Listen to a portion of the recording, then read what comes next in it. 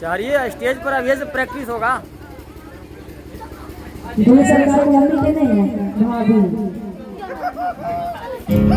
भाभी भैया चाचा चाची के नहीं है। बढ़ जाएंगे नहीं बोले सरकार बढ़ जाएंगे हेलो हेलो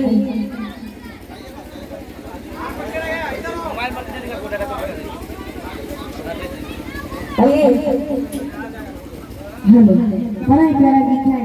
दूल्हे सरकार के भाभी जी मम्मी आ जाएंगे मौसी चाची कि आँखियाँ तोरे नीरे थोड़े दुल्हा दुल्हा तो पाना नहीं है नहीं